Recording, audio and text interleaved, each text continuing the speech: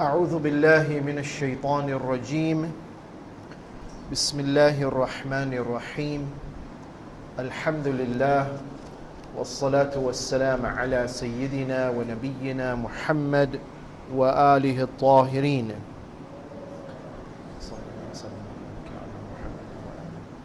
Respected elders, scholars, brothers and sisters, Assalamu alaikum wa rahmatullah.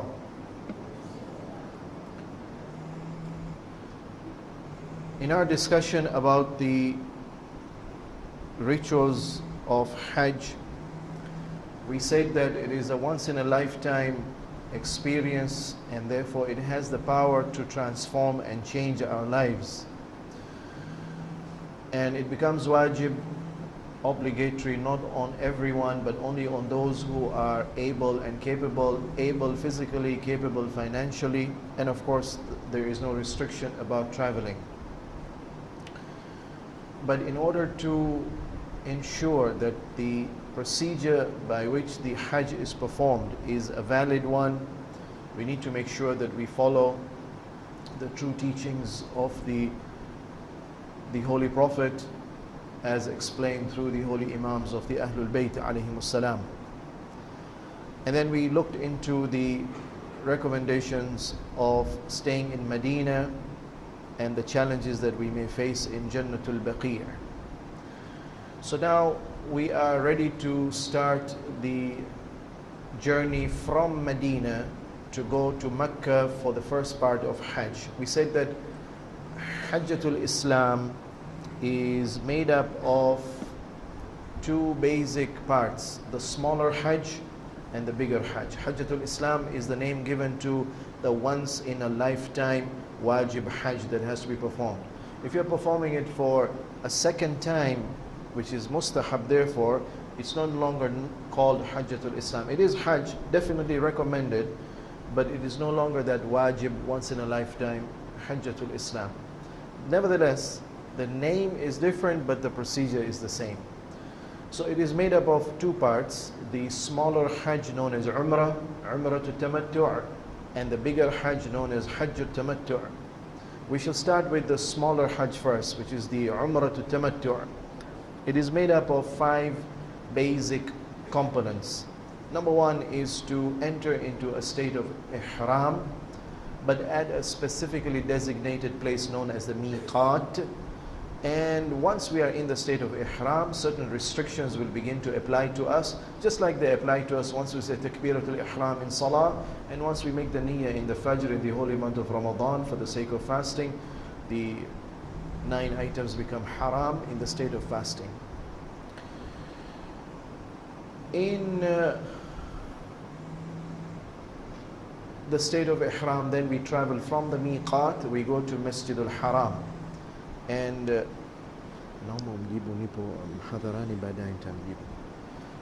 once we reach Masjidul Haram, then there are certain wajibat to be performed there. One of them is the tawaf around the Kaaba. So we will look into the details of that. And on completion of the tawaf, then there is the 2 rak'ah salah behind Maqam Ibrahim, known as Salatul Tawaf. And then the 4th wajib act for the smaller pilgrimage is the sa'i between Safa and Marwa, 7 rounds, beginning from Safa, ending at Marwa. And finally, the termination of the smaller pilgrimage, Umratul Tamattu', is by the act of taqseer. So let's look into the details of each of these wajib acts.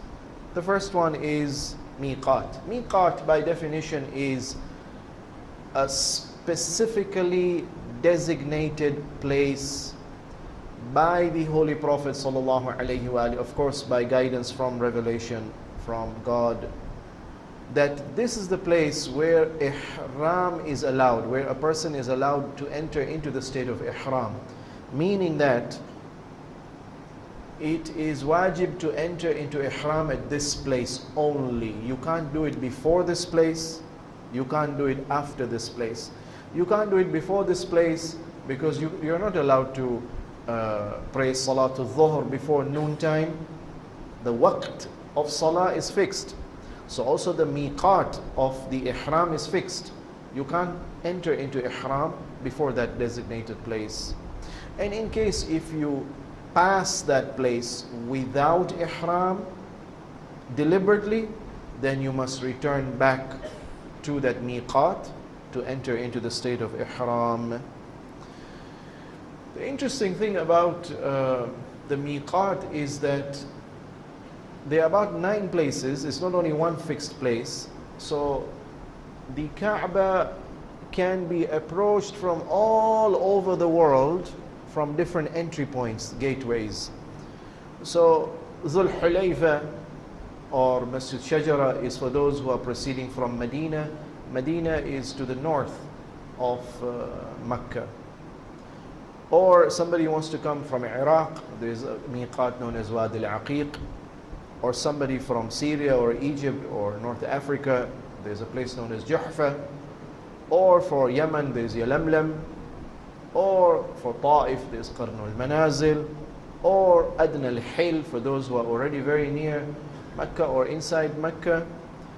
And then there is another parallel rule which only applies to those for some reason who have failed to pass by any one of these designated places, so they're allowed to pass by a parallel place which is equivalent. The important thing to note is this: we are only allowed to enter into ihram from this designated place, but there's not one entry point, meaning that people from all parts of the world don't have to take the trouble, all of them coming to one entry point. Everyone, according to his own convenience, from different parts of the world can pass through an appropriate miqat. The number of entry points and the paths and the routes to reach God are multiple, everyone according to their convenience. But the important thing, of course, is we should not cross the miqat without ihram. We must enter into ihram only at the miqat, and not before and not after.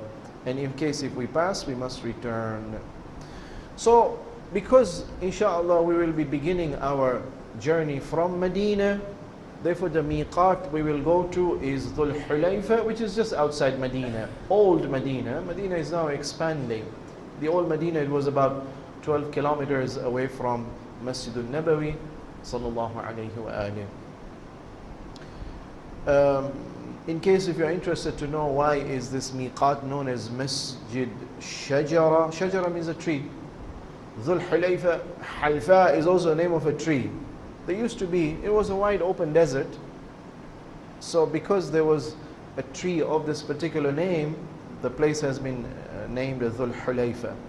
But of all the 9 miqats, the interesting thing is, this is the best. Qanini, Sababu, the Holy Prophet sallallahu alayhi wa alayhi, entered into ihram from Masjid Shajara at Dhul Hulayfa, not once, but on 3 occasions, twice for Umrah and once for Hajj.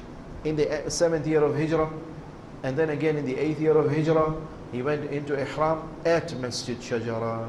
And finally, of course, for the wajib Hajjatul Wida', he entered into ihram once again in the 10th year of Hijrah at Dhul Hulayfa.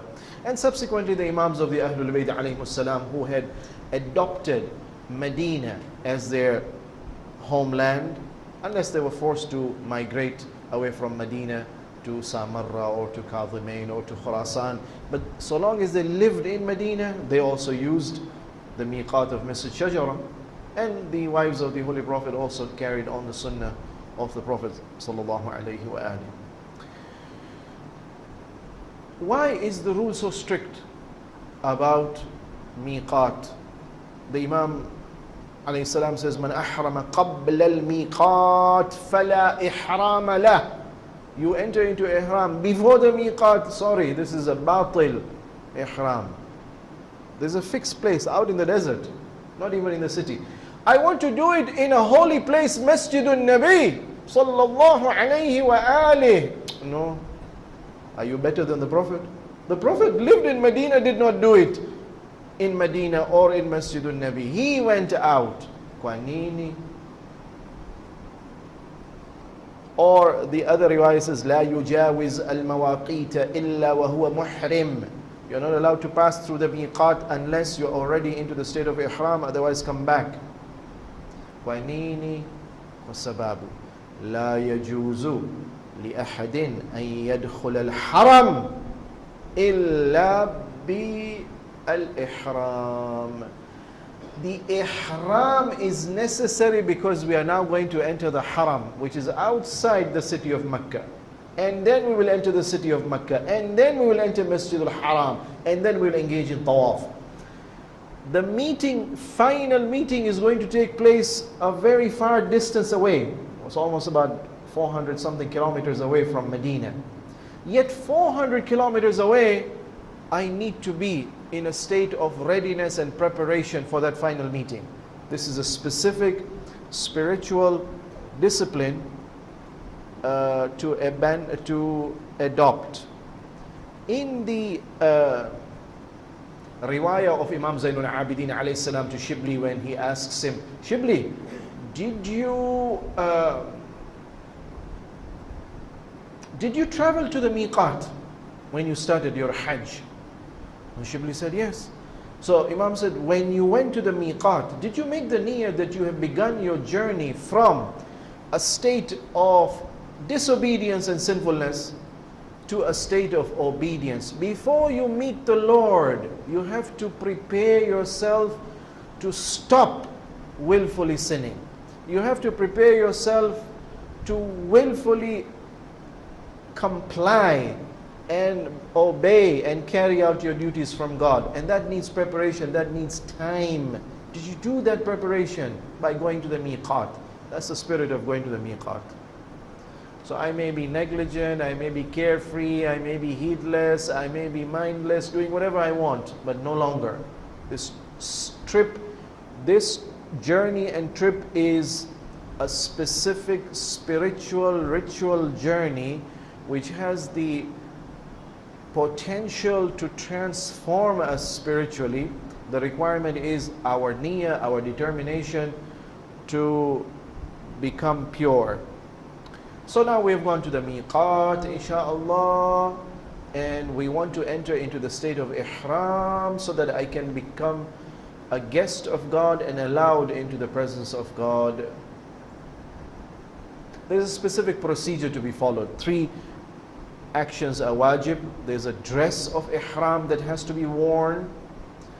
And after wearing the dress, there's a niyyah to be made that I'm entering into ihram for what purpose, whether it's Hajj or whether it's Umrah. And then I have to declare my entry into ihram by reciting the talbiyah, labbaik Allahumma labbaik.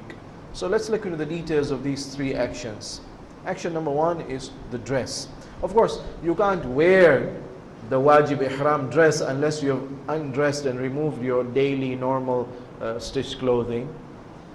And mustahab, not wajib, before wearing your ihram dress, clean your body and remove the excess hair, for example. And then after that, wash by making ghusl, mustahab ghusl for ihram at the miqat. And then pray salah, either wajib salah or mustahab salah before ihram. But these are all mustahabbat. You can go to miqat at any time other than the time of salah and not pray the wajib salah because you're not there in the maghrib or in the dhuhr or in the fajr. You went any time in between. Mustahab to pray 2 salah rak'ah for ihram. You can decide to skip it. It's just for the sake of thawab. So once you have done these mustahabbat, then your body is ready, it's cleaned, it's washed, and now you want to wear the dress. So there are 2 pieces of dress for men, the unstitched 2 pieces of dress. Is there any specific manner in which this dress has to be worn? Start from the right, then close on the left, and then put on the shoulder cloth? No, there is no specifically specified procedure.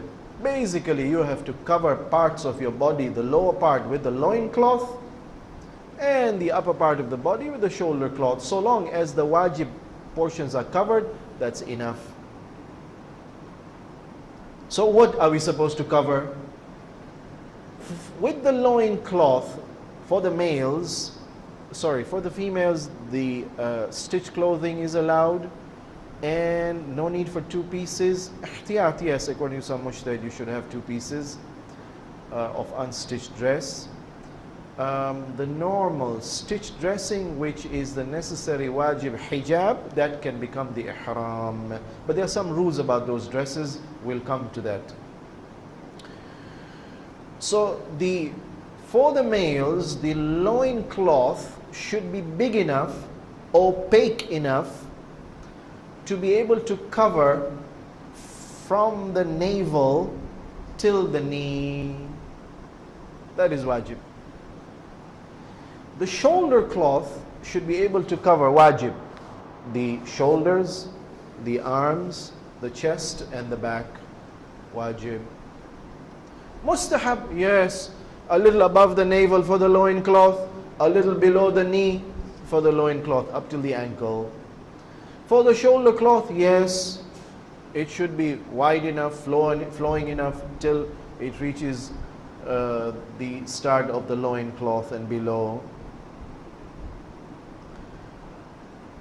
So I'm supposed to cover. Is there any restriction or requirement about the type of cloth I'm allowed to use for covering myself? Yes, it should not be made of silk. It should not have golden embellishments. It should not be from the wild animal whose meat is haram, from their skin. Preferably, but not wajib, preferably it should be from cotton. In fact, if you look at these requirements, they resemble the requirements for salah. The riwayah says, كُلُّ ثَوْبٍ تُصَلِّي فِيهِ فَلَا بَأْسَ أَن تُحْرِمَ فِيهِ. Whatever is your dress for salah is the same dress as your ihram. If salah is an ibadah, to enter into the state of ihram is ibadah. And therefore, when you're taking out your normal stitched dress, qurbatan ilallah. When you make the ghusl, qurbatan ilallah. When you wear the two pieces of dress, qurbatan ilallah, because this is an act of ibadah. So I've worn the shoulder cloth for the gents. Am I allowed to create a button into it? No, not allowed. So then, should it flow loosely, or should I fold it the right side on the left shoulder and the left side on the right shoulder? It's your wish. You can allow it to flow, or you can fold it, it's your wish. But you can fasten it with a pin, allowed. Some mujtahids, marhum Ayatollah Gul Paigani, said no, you're not allowed to do that. So at the time of entering into ihram, in the miqat, I have to wear the shoulder cloth, cover the upper part of my body. Wear the loin cloth, cover the lower part of my body. And I've made the niyyah and I've recited the talbiyah. Now I'm into ihram. I'm coming out of Masjid Shajara, the miqat. I'm now on my journey. I'm proceeding to Masjid al-Haram. On this trip, throughout the state of ihram, should I constantly wear the two pieces? No, it's not required. So if I wish to visit the washroom, I can take off the shoulder cloth, the loin cloth. I want to rest in the bus or elsewhere, I can remove the shoulder cloth. No, I am in ihram. I'm supposed to be wearing the dress, but not constantly wajib. Wajib was in the miqat at the time when I was entering into the state of ihram. Am I allowed to change? I wore those two pieces. It became dirty, or it's a bit uncomfortable. I want to wear another piece. No problem. So long as the same requirements of the type of cloth is there, that it is going to cover the upper part or the lower part, and it's of cotton, for example, no problem. You can wear a third piece. If I have decided to change and wear a third piece, not the original two pieces in which I went into ihram, once I arrive Masjid al-Haram and go for tawaf, should I wear again those two original pieces? Yes, mustahab, not wajib, mustahab. You are supposed to do tawaf with the proper ihram, whether it's the same two pieces you wore to begin with or you decided to change, no problem. Some people are unaccustomed and unfamiliar with wearing a loose loin piece of cloth, and they're worried about covering the private parts. So they sometimes inquire, are we allowed to have an extra piece of small dress to cover our private parts? So long as it's unstitched, no problem. How many pieces of cloth? You said basic is 2 minimum pieces, the shoulder cloth and the loin cloth. No, you can wear 3 pieces if you feel a bit cold. You can carry a 3rd piece and a 4th piece, no problem. But minimum is 2. However, because we are in the state of ibadah now, the dress has to be the type of dress for salah. One important condition, just like salah, my dress should not become najis. So also the ihram 2 pieces should not become najis. The riwayah says, لا يلبسه حتى يغسل. Somebody said that I was resting and it became najis. I had a dream, a wet dream, and Imam says, no, don't continue wearing that dress. Must make sure you must purify it and then you wear it. So the requirement by the mujtahids is that the dress should be tahir. Yes, it can become dirty and dusty. That's not najis. It should not become najis. That is haram. Yes, mustahab to avoid colors which are dark. Recommended that it should be white dress. Mustahab that it should not be dirty to start with, but later on if it becomes dirty, no problem, in the state of ihram. Mustahab that it should be plain and not decorated, the 2 pieces. Question: why is it so important to wear these 2 types of dresses, the 2 pieces? In the riwayah of Shibli, Imam alayhi salam gives us an indication. Imam alayhi salam asks Shibli, when you wore the dress, did you make the niyyah that you are removing from yourself the dress of nifaq, hypocrisy, and shubha, and doubtful lifestyle options? So Shibli said no. So Imam said, therefore you have not gotten the spirit of the dress. Dress, apparently human beings develop a wrong attitude about it. Dress basically should cover our shame. It should give us protection from the weather. It should be something comfortable. It should make us presentable in society. And in case, if in a society there's a particular status of a profession, so there are different types of dresses for different professions. But beyond that, when fashion comes in, and now showing off and hypocrisy comes in, there's a false class being created in society because of dress. So Imam alayhi salam says, no, be careful. Look at this saying by Benjamin Franklin. He says, you can eat to please thyself, but you should dress to please others. Yes and no. Please others, become presentable. But please others just because there's a fashion trend, and though I don't find it decent and modest and chaste, yet I wear it, no, this is haram. Others say the fashion industry, dress to impress, dress to express. So whatever I feel is right and fashionable according to me, I can wear. This is the freedom which is bringing about sinfulness. Or they say that, you want to project your personality and who you are. The 3 things you should do is the type of dress you wear and the hairstyle you have and the makeup that you apply. All artificial hypocrisy, which the ihram is teaching us to avoid.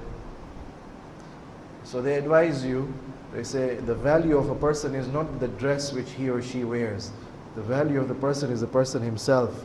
So what's the use of having a person wearing a beautiful dress? There's a nasty, rude, impolite person you wouldn't like to be in the company of. Whereas compared to another one, simple dress, but very helpful, very contributing, very honest and hardworking. So Imam alayhi salam, Sajjad, tells Shibli, did you travel from Medina to go to the miqat, Masjid Shajara? And once you reach there, did you remove your stitched dressing? And once you were ready, did you remove the excess hair from your body? And then did you perform the mustahab ghusl in the miqat? And Shibli said yes. And then Imam asks him, but by going to miqat, did you make the niyyah that khala'ta thawb ma'siyah wa labasta thawb ta'a, that you're making this journey now a journey of obedience from disobedience? When you removed your clothing, did you make the niyyah that tajarradta min al-riya wa shubha wa nifaq? And when you shaved the excess hair from your body, I'm referring to the armpits and the pubic area, I'm not referring to the hair. For the gents to let the hair grow is mustahab. For the gents to trim the beard and trim the mustache is mustahab, but not to cut and shave. Did you make the niyyah when you were removing the excess hair from your body that tanazzafta bi nurat at-tawbati al-khalisa, just like you took the blade to remove the excess hair from your body, that you will use the blade of tawbah to cut off the excess sins that have grown on your body, your hands, your legs, your eyes, your ears. There is sinfulness in these parts of the body. With the blade of tawbah, did you make the determination that I'm cutting off and repenting and asking sincere forgiveness from God and crying to God that He should accept me before I begin this journey? And after that, did you, as you perform the ghusl, did you make the niyyah that ghasalta min al-dhunub, that you not only washed your outer body, but you also washed your inner soul from sins? So part one of ihram, entering into the state of ihram, is to wear the right dress and to remove the stitched dress. Part two, I've written Abiyar Ali because one of the names of Masjid Shajara later on was Abiyar Ali. Presumably Imam Ali ibn Abi Talib salawatullah alayhi, one of the functions he did was he would dig wells. Hundreds of wells have been attributed to him. And the interesting thing about Imam alayhi salam was that once he dug the well, he made it waqf fi sabilillah, for public use. So in Abiyar Ali Masjid Shajara, the second act of entering into the ihram, once I've worn the dress, now I have to make the niyyah. Why am I wearing this ihram? For what purpose? In the niyyah, most important thing is I am wearing this ihram to attain the pleasure of Allah, to obey the command of Allah, the all-loving God, which is good for me, the all-wise Lord, which is wisdom for me, the all-punishing, powerful Lord. If I disobey, He can question me on the Day of Judgment for willfully ignoring His wise, loving, compassionate command, which ended up hurting myself. So in order to please Allah and to gain proximity to Allah, not for the sake of showing to others, if it's done with riyah, then it is wajib to repeat the niyyah. When should the niyyah be made? Not now sitting here preparing for Hajj, not in Medina. The niyyah for the ihram should be done when we are at the miqat. When do you make the niyyah for salah? When you're at home before dhuhr? When you're in the masjid before the adhan? Or when you make the niyyah of salah at the time when you start your salah? Likewise ihram, the niyyah should be made at the time when you wish to enter into the state of ihram. I want to pray 4 rak'ah qurbatan ila Allah. Allahu Akbar. 4 rak'ah. 4 rak'ah, wait. Dhuhr, Asr, Isha. Oh, there are different salah. Oh, let me specify.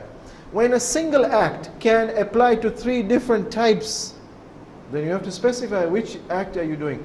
Ihram could be for Umrah or could be for Hajj. Which ihram are you entering into?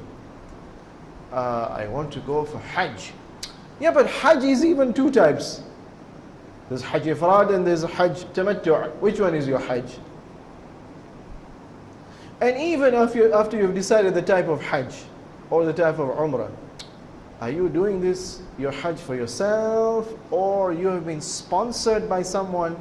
So you're doing it on behalf of that someone, niyaba. And is it a wajib Hajj you're doing for yourself, or a mustahab Hajj? Or no, sometimes it's an ihtiyat Hajj. Ihtiyat Hajj is somebody has already done Hajj before, many years ago, or no, recently, but for some reason he now realizes that there may be things he may have done or she may have done which were not right in that Hajj. So now they're unsure, was that Hajj correct and therefore accepted or no? Sit with an alim, go through the procedure. If you can assure and ascertain that yes, the procedure was correct, maybe you skipped some mustahabbat, maybe you did some makruhat, maybe you made some mistakes for which there's a minor penalty or a major penalty to be paid, that Hajj is sahih, provided you compensate for it. But no, when you sit with the alim or when you hear from the alim and you go through the Masa'il, you say, no, I strongly suspect that Hajj was not sahih. But I'm not sure. No problem. Ihtiyat as a precaution, redo the Hajj. You make the niyyah, oh Allah, I don't know, I'm not sure right now. That Hajj, was it sahih or not? I'm doing this as ihtiyat. If that Hajj is sahih in your knowledge and you know everything, then let this Hajj be counted as a mustahab Hajj. But if in your knowledge and you know everything, oh Lord, that Hajj was actually batil, then let this be the wajib Hajj, qurbatan ila Allah, and you enter into ihram. So instead of saying all these long sentences that I've just described, you just say, I'm making an ihtiyat Hajj, amma fi dhimma Hajj. So the niyyah has to be clear. How do you make the niyyah? Well, just like salah, before you start salah, you don't say, I am now going to pray 4 rak'ah salah of Isha, qurbatan ila Allah, and then you say Allahu Akbar. You don't have to say it loudly. It's not required. You can do it internally. In your mind, you can recite the niyyah. No, even in the mind, you don't need to recite the niyyah. If somebody asks you, Samahani, what are you praying now? Oh, I'm praying 4 rak'ah salah. Which salah 4 rak'ah? Isha. Why? Well, it's for myself, not niyaba for somebody who has died and they need a compensation. It's for yourself. Is it you're doing a second time because your first Salatul Isha, you're not sure? No, this is my first time. It's not ihtiyat. So you know everything, though you may not have spoken, though you may not have recited in your mind, but you know what you're doing. You're aware, you're conscious, you're attentive. That's enough. The niyyah is ready. Lakini mustahab to pronounce the niyyah. How to do so, I will mention. And of course, it is important at the time of the niyyah also to make the general niyyah that I'm going to therefore now, once I enter into ihram, to avoid everything which is haram in ihram, and I'm going to carry out all the wajibat of the Hajj or the Umrah. You should have this in your mind. But just like salah, you don't say, I'm now going to pray salah, and in the state of salah I will be in the ihram, and in the ihram I will not look right and left, and I will not smile and laugh, and I will not talk. No, you don't have to say all these things. But generally you know, in salah I will not do anything which is haram in salah. Likewise for ihram, anything which is restricted in ihram I will avoid. Everything which is wajib in the ihram of Hajj I will perform. So I want to do the mustahab niyyah, not in my mind. Loudly I want to recite. So what should I say? So you should say, I am now entering into the state of ihram for the sake of Umrah to Tamattu', which is part of my wajib Hajjatul Islam, first time. Or no, I've already done first time, which is part of my mustahab Hajj. No, it's not mustahab, it's my ihtiyat Hajj, or ma fi dhimma Hajj. Or no, God forbid, I had a previous Hajj, I purposely did something which breaks and invalidates the Hajj, as a penalty and a punishment, I must do this second Hajj. So specify.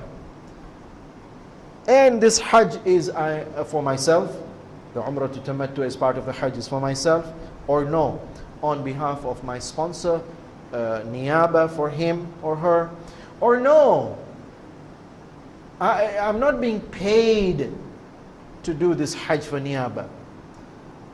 I am gifted, I've been gifted to do this Hajj, or no, I want to give as a gift. I want to do this Hajj for the sake of marhum, so and so, qurbatan ilallah, in obedience to God's command, in order to win His reward and pleasure, in order to avoid the punishment of willfully disobeying Him. Question.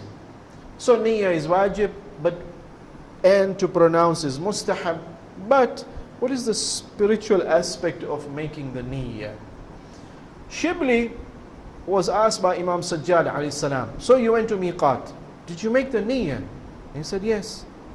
Did you enter into the state of ihram? Yes. So Imam said, when you make the niyyah that I'm entering into ihram, هل نويت أنك قد حللت كل عقد لغير الله, that now you will be under the obligation of obeying God and God alone. Any other contractual obligation that you may have with anybody else is now suspended. Your priority is now God and God alone. Did you make that niyyah?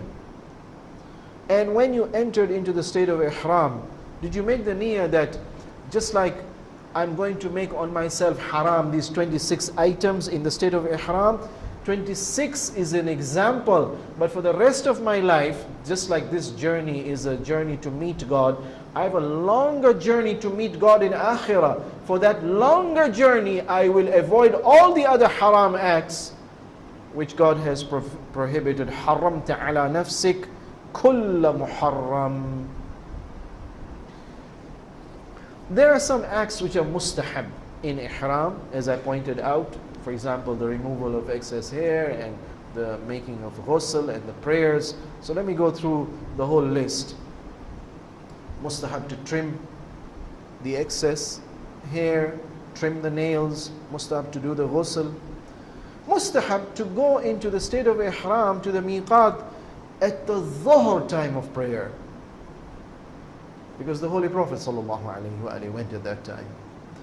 Or no, if you can't, then any other time of wajib prayer, maybe Fajr, maybe Maghrib.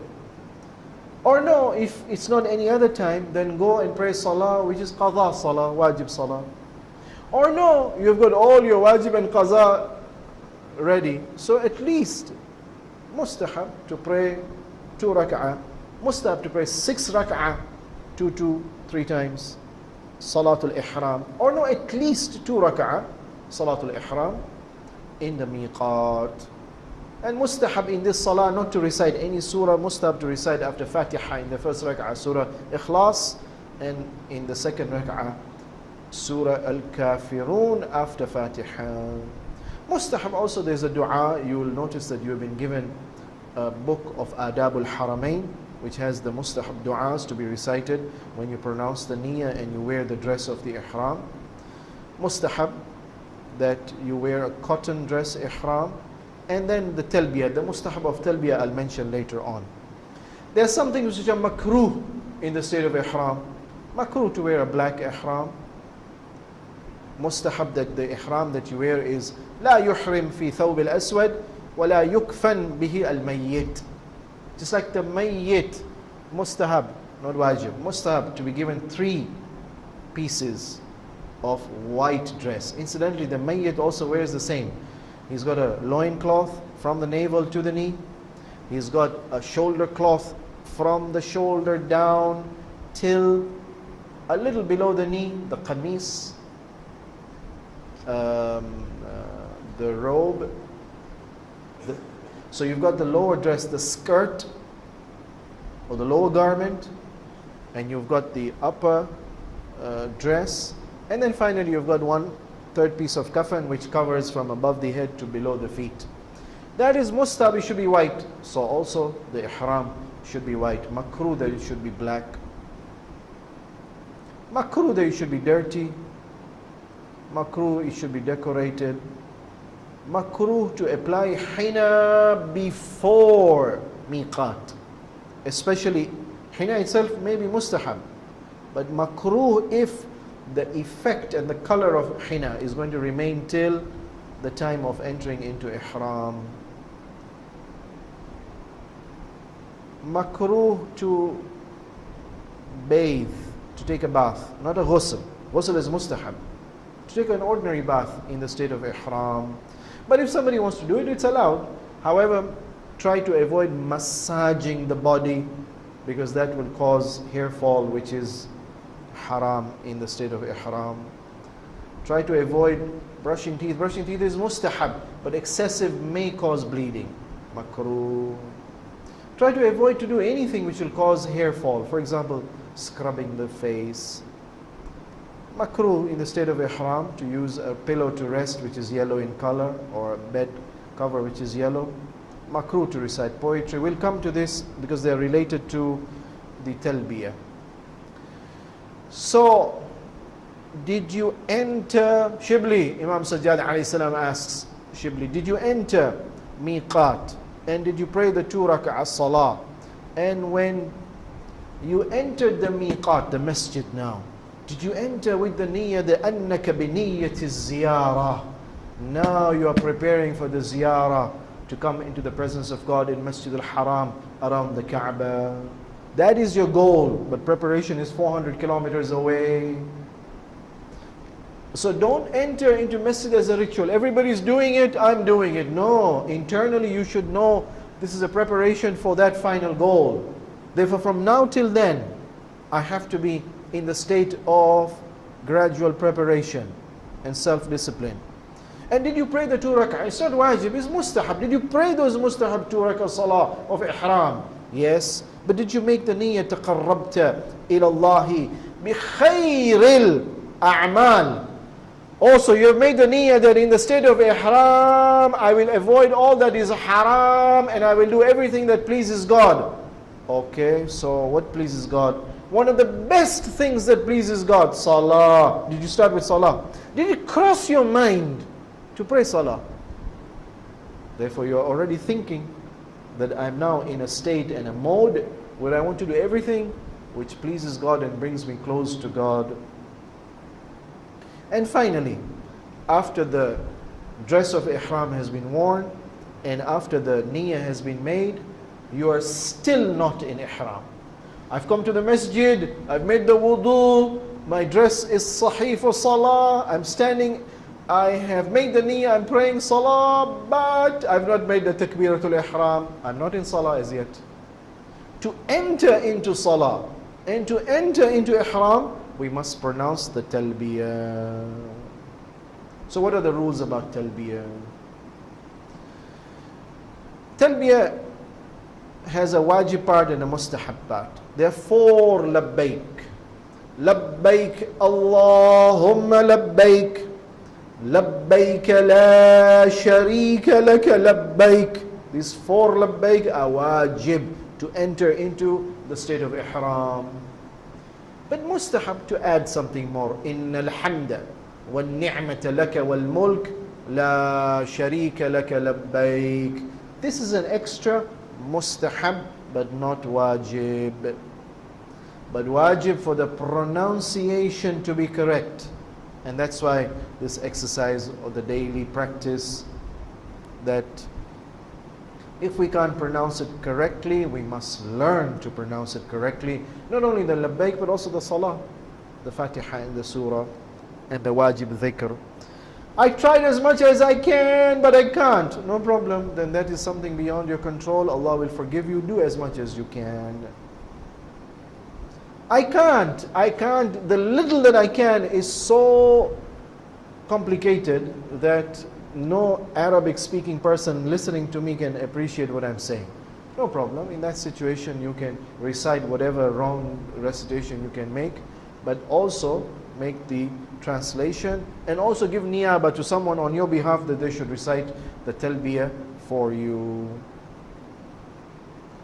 Tahara at the time of reciting the talbiyah, is it wajib? No. No, not wajib.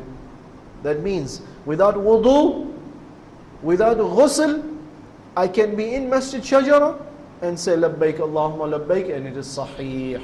Of course, not in the state of janaba, because it's haram to enter the masjid in that state. But no wudu, no mustahab ghusl. I just enter the masjid, labbaik Allahumma labbaik, and I'm out. No problem, allowed to do so. But definitely mustahab to be in the state of tahara, of ghusl. The rules of talbiyah also say that there is a specific place where you start and a specific place where you stop reciting the talbiyah. The place to start the talbiyah, wajib, once in the Masjid Shajara, Dhul Hulayfa, the miqat. But mustahab also to repeat it a second time once you come out of the masjid, the miqat, and you enter the wide open desert and begin your journey from Medina to Mecca. You reach a place known as Bayda, the open space. Mustahab to repeat the talbiyah there. And mustahab then to repeat again and again this talbiyah all the way till Mecca. So mustahab when you are boarding the bus, mustahab when you stop in between and disembarking from the bus, mustahab when you meet another person, mustahab when at night you're beginning to rest, mustahab the first thing you do when you wake up in the morning to repeat the talbiyah. Lakini, once you reach Mecca, you stop the talbiyah.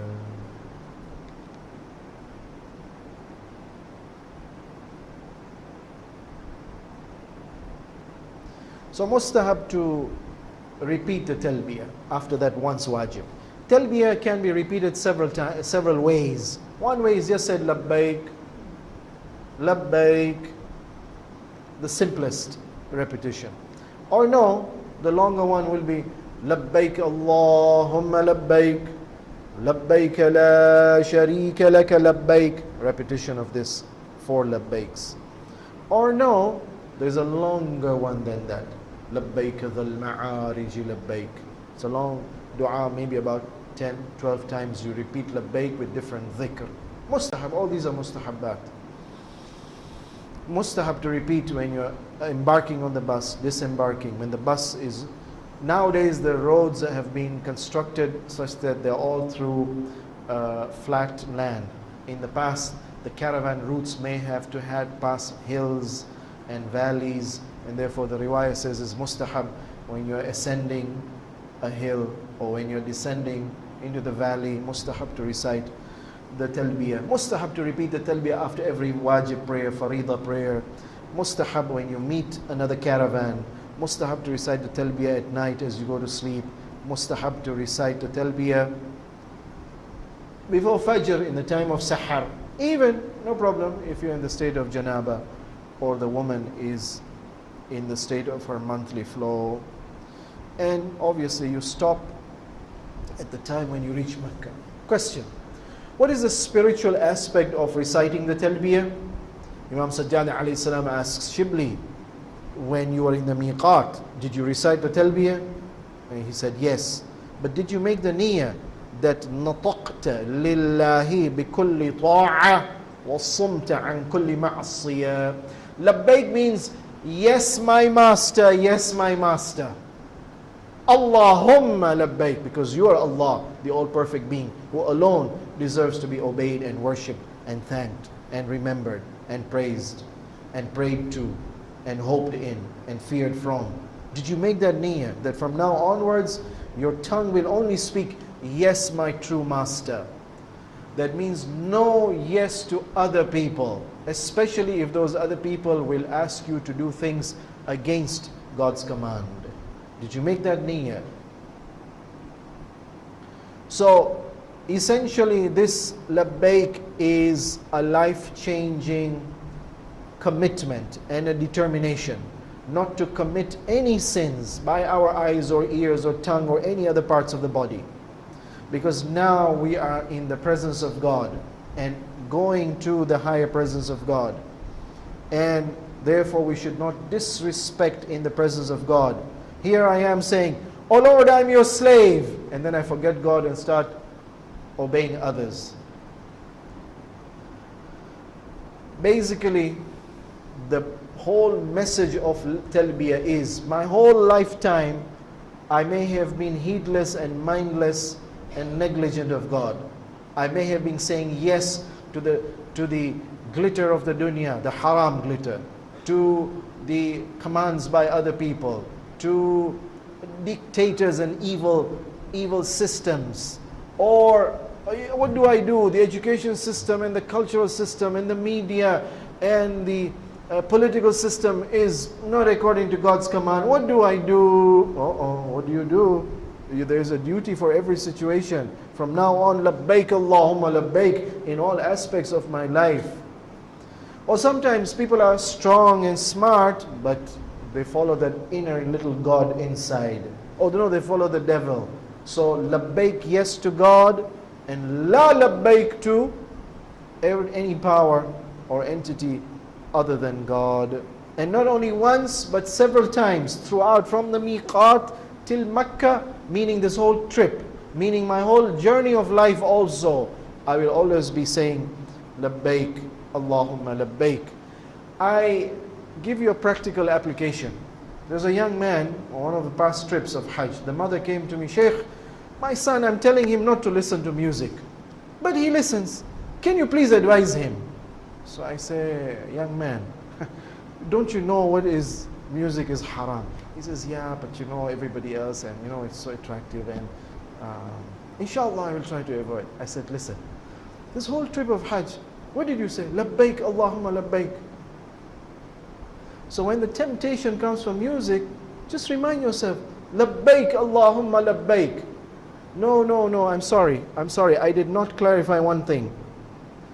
It is mustahab to pronounce the talbiyah loudly. Labbaik Allahumma labbaik. With all my energy, I am committing myself to say yes to you and you alone. The Sahaba, they say with the Prophet we recited so loudly again and again till our voices became hoarse. With all my energy, my tongue is saying, with all my energy, my eyes and my ears and my limbs, my whole being, just like the rest of the creation. The sun, labbaik Allahumma labbaik. The moon, labbaik Allahumma labbaik. The earth, the sea, the plants, the animals. Every particle of my body, labbaik Allahumma labbaik. Lakini this nafs is saying la labbaik. Well, I have to train this little nafs to harmonize, to coordinate, to mobilize itself and become one with the rest of the creation and say labbaik Allahumma labbaik throughout this journey. And the effect will be, yes, the person will change in their mind, in their thinking, in their habits, and in their lifestyles, inshallah. Let's pray to Allah for tawfiq. If there's any question or clarification, please. Yes, please. Yes, please. Oh yes, the moment you arrive in the airport, there it's being sold there in the markets in Medina. In case if you go to Medina first, or in case you wish to go to Makkah straight away from Jeddah, in the Jeddah airport you can get the unstitched, thanks to the Chinese. Yes, please. Okay, I will, yes, that's a good question. I should have mentioned it here, but later on, we will discuss the restrictions of the state of Ihram. Is there any exception to wear a stitched clothing? I will discuss the belt issue there in the restrictions of the Ihram, inshallah. The ladies? Oh yes, yes, wajib once, but loudly no. Yes, please. Yes, mustahab, of course, as we go along, I will repeat them again. But the problem is the journey from the miqat to Mecca is going to be a one straight journey, no stops in between. There will be one stop, but it will just be for the sake of convenience and resting around midnight. Or incidentally, the practical planning is this, that the caravans prefer to go to miqat at the wajib time prayer of Maghrib. So just before sunset, we will proceed on the Asr of the day when we are planning to go to the miqat. We will leave for the miqat, arrive around sunset time, prepare ourselves at the time of Maghrib, pray Salatul Maghrib, the wajib prayer, and then enter into ihram.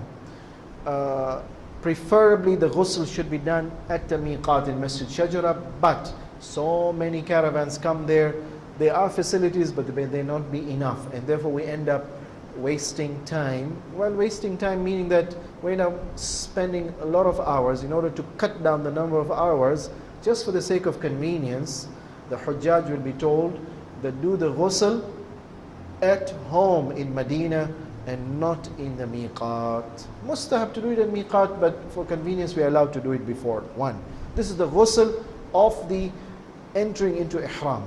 As we leave the ihram, we embark on the bus. The time we reach the haram border for Mecca is Masjid Tan'im when we're coming from Medina. Mustahab to stop there, get off the bus, make a dua, make another ghusl, the ghusl of now entering into the haram. And then once we cross the haram, we enter into the city of Mecca, there's another ghusl. Lakini, what has happened now is old Mecca has expanded in such a way that it has now crossed the Masjid Tan'im and gone beyond Masjid Tan'im now. So there'll be no other stops on the way.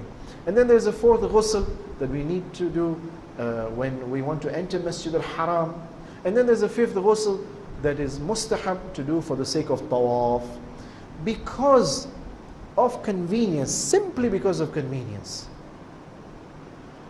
We therefore remind the Hujjaj, do all these 5 ghusl niyyah, only one ghusl in action, but the niyyah will be for 5 ghusl in the hotel in Medina. Lakini, if you want to do more mustahab ghusls, so you do 3 niyyah in the building in Medina. Ghusl of ihram, ghusl of the haram entry, and ghusl for Makkah entry. But once you reach Mecca and you have settled in your building, before you go to Masjid al-Haram for the tawaf, in the building in Mecca you can do another ghusl with the 2 niyyah. One for Masjid al-Haram and one for the tawaf. You can have extra ghusls in that way. No problem, you are allowed to take off the ihram. When you visit the washroom, you can take off the loincloth. When you visit the bath for ghusl, you can take off the shoulder cloth, no problem.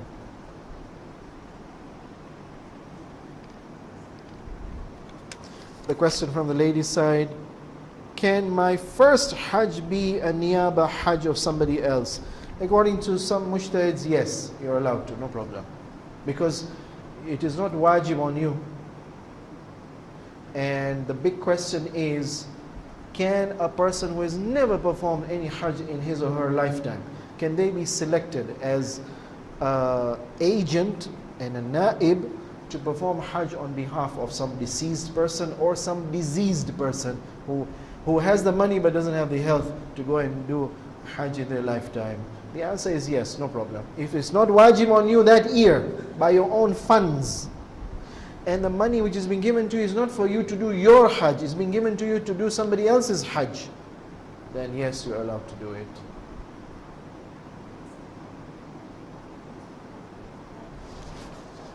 Sorry, I was given some other questions, but you will allow me to respond to them later on because they refer to the other rituals. There's one about stoning, and there's one about Hijr Ismail, and there's one about Masah. Oh, the Masah I can answer. How should one do Masah if the water dries out due to hot weather?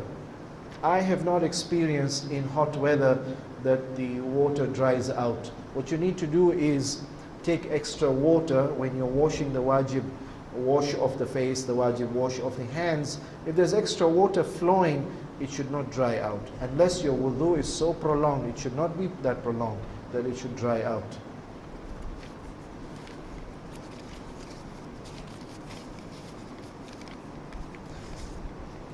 There is a question about the Salatul Jama'ah.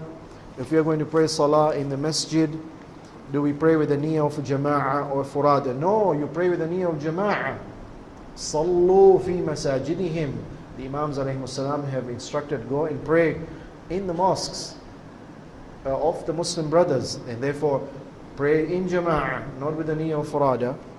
And in Jama'ah, if you say yes to Jama'ah, then what about the recitation of Surah Fatiha in Ikhlas? Yeah, no problem. Like I said, different madhahib, different madhabs, they themselves require in Jama'ah that the ma'mum should also recite the Fatiha. After the Imam completes Fatiha, the ma'mum should recite Fatiha as the Imam is reciting the second surah.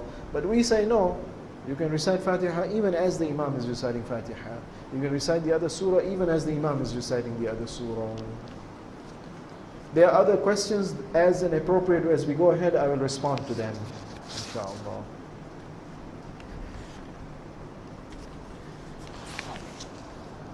Let's pray to Allah for tawfiq to be able to enter into that mental preparation for Hajj and therefore begin to get the thawab even from now. Wassalamu alaikum wa rahmatullah.